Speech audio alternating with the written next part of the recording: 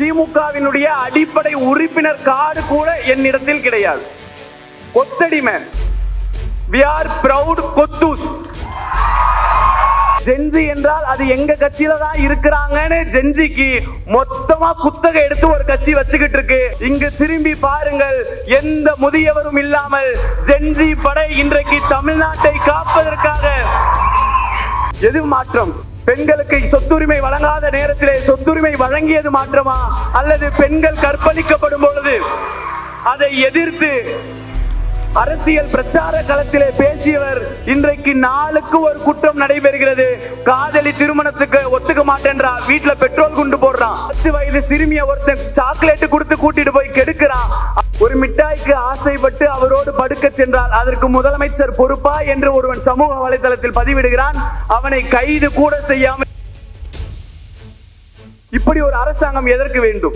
எல்லாரும் சொன்ன செய்தி என்ன தெரியுமா? தோத்ததுக்கு அப்புறம் எதுக்குடா கூட்டத்தை போறீங்க, கூட்டத்தை போட்டு என்ன ஒப்பாரி வைக்க போறீங்களா அப்படின்னு கேட்டாங்க. இதோ இவங்களோட அரசியல் எப்படி இருக்குன்னா, ஆட்சி அமைக்கிறது தான் அரசியல் நினைக்கிறாங்க. திமுக ஆட்சியில் இருந்தால் தலைவர் மாநிலத்தை பார்த்துக் கொள்வார். திமுக எதிர்கட்சியாக இருந்தால் தொண்டர்கள் அரசியலை பேசுவோம் என்ற இயக்கம் திராவிட முன்னேற்ற கழகம்.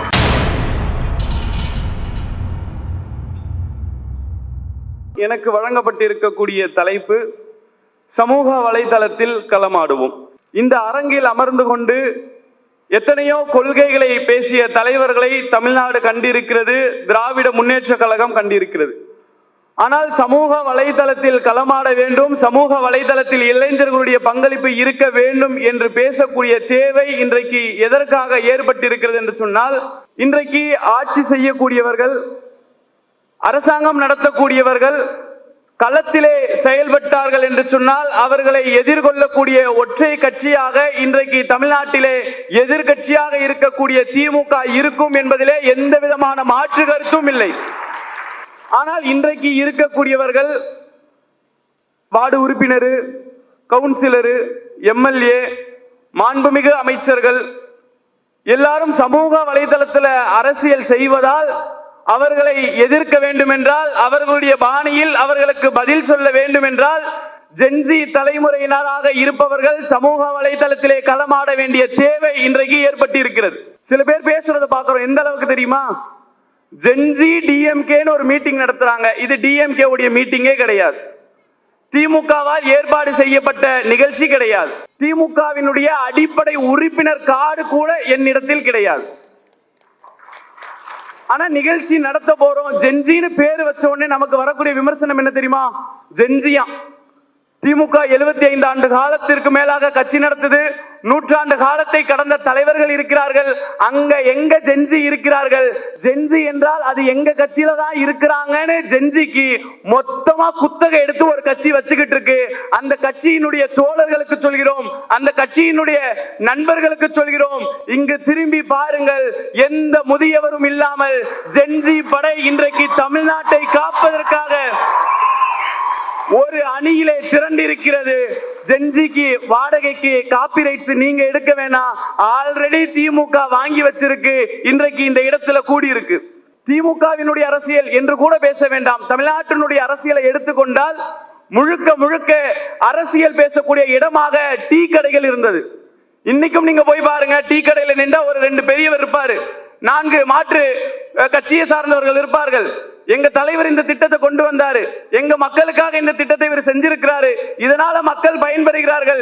இல்ல இல்ல, அந்த தலைவர் செய்யற திட்டம் சரியில்லை, இவங்களால ஆட்சி செய்ய முடியாது என்று சொல்லி அரசியல் பேசக்கூடிய இடமாக டீ கடைகள் இருந்து கொண்டிருந்தது.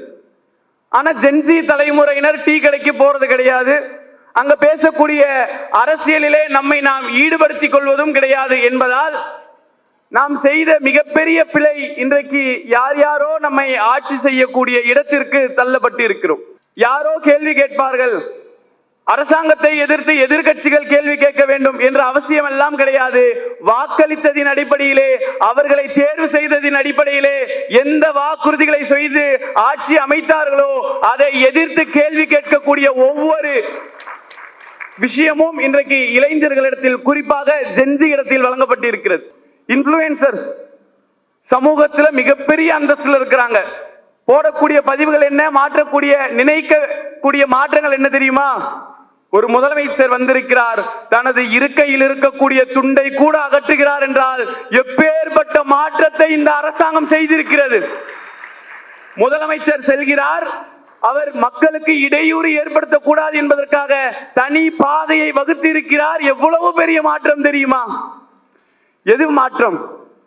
பெண்களுக்கு சொத்துரிமை வழங்காத நேரத்திலே சொத்துரிமை வழங்கியது மாற்றமா, அல்லது பெண்கள் கற்பழிக்கப்படும் பொழுது அதை எதிர்த்து அரசியல் பிரச்சார களத்திலே பேசியவர் இன்றைக்கு நாளுக்கு ஒரு குற்றம் நடைபெறுகிறது. காதலி திருமணத்துக்கு ஒத்துக்க மாட்டேன்றா, வீட்டுல பெட்ரோல் குண்டு போடுறான், 10 வயது சிறுமிய ஒருத்தன் சாக்லேட் கொடுத்து கூட்டிட்டு போய் கெடுக்கிறான். அவனை எதிர்த்து களமாடினால் நமக்கு அவர்கள் வைக்கக்கூடிய பேர் என்ன? கொத்தடிமை. We are proud கொத்தூஸ். உங்களை எதிர்த்து கேள்வி கேட்டால் கொத்தடிமைகள் என்றால் மீண்டும் மீண்டும் சொல்வோம், நாங்கள் கொத்தடிமைகள் தான், இது கொத்தடிமை கூட்டம் தான். பதிவு என்ன தெரியுமா? யாரு வர போறா? 20 பேர் கூட வர மாட்டாங்க. இதுக்கு ஒரு நிகழ்ச்சியா? இப்ப கூட பதிவு போடுவாங்க. வந்திருக்கக்கூடிய மாற்று கட்சியை சார்ந்த துரந்தர் அவர்களுக்கு, அது பேர் என்ன, அம்சாலியா, அம்சாலி தோழர்களுக்கு இந்த நிகழ்ச்சி முடிந்ததுக்கு பிறகு டிஎம்கே ஜென்சி மீட்டுக்கு போனோம், ஆனா என் வால்பேப்பர்ல என் தலைவன் தான் இருக்கிறானே வீடியோ போடக்கூடிய தோழர்களுக்கு சொல்கிறோம், இங்க இருக்கக்கூடிய யாருக்கும் பணம் தரவில்லை. இங்கு கூடியிருக்கக்கூடிய கூட்டத்திற்கு உணவு கூட தரவில்லை. எங்களால் என்ற டீயை கொடுத்தோம், பிஸ்கோட்டை கொடுத்தோம். இன்றைக்கு கூடி இருக்கிறார்கள். ஒரே நாளிலே அறிவிப்பு செய்யப்பட்டு கூட்டப்பட்ட கூட்டம் இது. இந்த கௌரவம், இந்த பெருமை எங்களுக்கு இருக்கு. நானும் சமூக வலைதளத்துல இருக்கேன், ஆனா பேசினா முத்திர குத்துறாங்க, பேசினா ஐடியா பிளாக் பண்றாங்க, பேசினா எங்களுடைய குடும்பத்தையே இழுத்து பேசுறாங்க. நாகரிக அரசியலை செய்த வந்தவர்கள், மாற்று அரசியல் செய்த வந்தவர்கள், அவர்களுடைய ஆதரவாளர்கள்.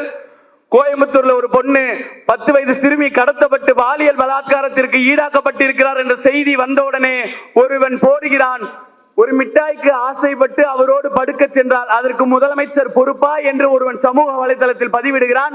அவனை கைது கூட செய்யாமல் இந்த அரசாங்கம் இருக்கிறது என்று சொன்னால் இப்படி ஒரு அரசாங்கம் எதற்கு வேண்டும்? அப்போ சமூக வலைதளத்துல பதிவை போடக்கூடியவங்க, சோசியல் மீடியால இருக்கக்கூடியவங்க யோசிச்சு பாருங்க. இந்த கழகத்தினுடைய தலைவர், முன்னாள் முதலமைச்சராக இருந்தவர் முத்தமிழறிஞர் கலைஞர் அவர்கள் தன்னுடைய 89வது வயதிலே ட்விட்டர் தளத்தை ஆரம்பித்து சமூக வலைதளத்திலே களமாடினார். இன்றைக்கும் நீங்கள் எக்ஸ் தளத்திற்கு சென்றால் கலைஞர் என்று போட்டுவிட்டு பக்கத்திலே 89 என்று இருக்கும். ஏன் தெரியுமா? தன்னுடைய 89வது வயதிலே சமூக வலைதளத்தில் அரசியலை பேச துவங்கியவர் முத்தமிழறிஞர் கலைஞர். அவர்களுடைய பேரன் பிள்ளைகள் நாம் அரசியல் பேசுவோம். எதுக்காக இந்த கூட்டத்தில் கூடணும்? எதுக்காக நாம் இவர்களை ஆதரிக்க வேண்டும்? இந்த கூட்டத்தை பொறுத்த வரைக்கும் பல பேர் எங்க கிட்ட சொன்ன விஷயம் என்ன தெரியுமா? இதை இப்போ நடத்துறதுக்கு எலெக்ஷனுக்கு முன்னாடி நடத்தியிருந்தா கொஞ்சம் நம்ம வெற்றி பெற்று இருப்போம்ல அப்படின்னு கேட்டாங்க. உள்ளபடி சொல்ல வேண்டும் என்றால் எலெக்ஷனுக்கு முன்னாடி நடத்தியிருந்தா இந்த கூட்டம் வந்திருக்காது. ஏன்? இங்கு கூடியிருக்கக்கூடிய ஒவ்வொரு தோழர்களுடைய உணர்வு என்ன தெரியுமா? கலைஞரால் படித்தவன் நான், கலைஞருடைய திட்டத்தால் உயர்ந்தவன் நான். இன்றைக்கு நான் இருக்கக்கூடிய ஐடி துறையிலிருந்து IAS ஆக இருக்கக்கூடிய பணி வரைக்கும் இந்த திராவிட முன்னேற்ற கழகம் கொடுத்தது. நான் என் பணியை செய்யாம போயிட்டேன். கூட கம்பெனியில வேலை செய்கிறவன் அவன் இந்த தலைவர் வராரு, நடிகர் வராரு, அவருக்கு ஓட்டு போடணும்னு பேசும்போது ஏண்டா நடிகருக்கு என்னடா தெரியும்? இங்க ஒரு தலைவர் மக்களுக்காக களத்துல நின்றுகிட்டு இருக்கிறாரு, இந்தி திணிப்பு போராட்டத்துல நிக்கிறாரு, மாநில சுயாட்சிக்காக பேசுறாரு, இந்தியாவிலே பெண்களுடைய உரிமைக்காக பேசுறாரு.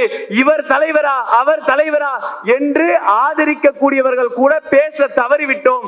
அதனால்தான் இந்த தேர்தலிலே தோல்வி அடைந்து விட்டோம் என்ற சங்கடம் நம்மை இந்த இடத்திற்கு அழைத்து தள்ளி இருக்கிறது. உண்மைதானே?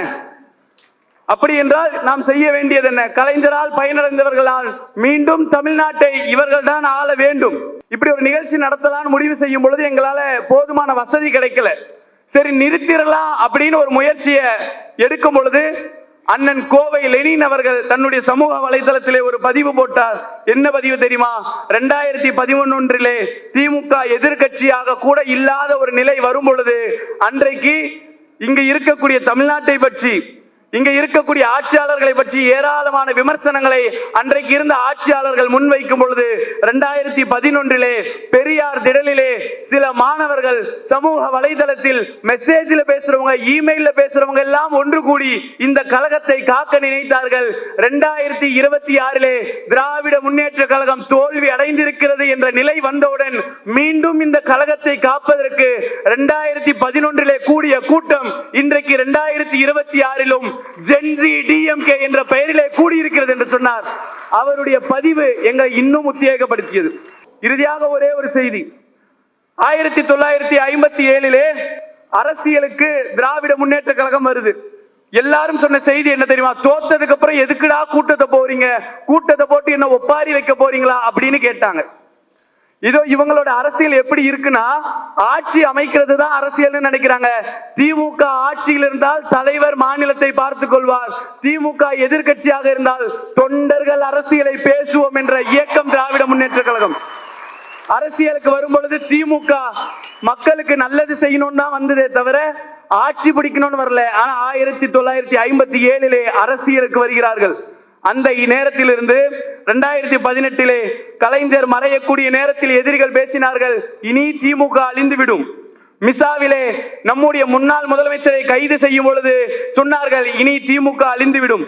2026 திமுக தோல்வி அடைந்தவுடன் மீண்டும் சொல்கிறார்கள், திமுகவால் இனி காலூன்ற முடியாது என்று.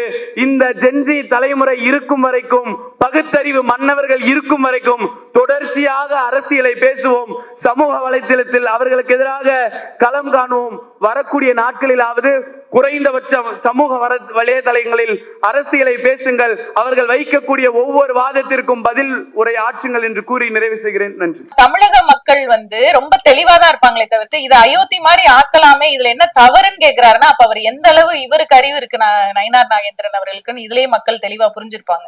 அப்ப நீங்க என்ன சொல்ல வரீங்க? நேரடியா நாங்க அப்படிதான் பண்ணுவோம், நாங்க பிஜேபியை உள்ள நுழைக்கிறதுக்கு RSS மூலமா எல்லா காரியங்களையும் நாங்க இதெல்லாம் ஒரு சின்ன சின்ன விஷயங்கள் அப்படியே குட்டி குட்டியா அரிச்சு அப்படியே பெரிய பூதாகரமா ஆக்கி அதுல ஒரு சந்தோஷப்படுறதுதான் பிஜேபியோட நோக்கம். என்னன்னா தமிழக மக்களுடைய நிம்மதியை கெடுக்கும்.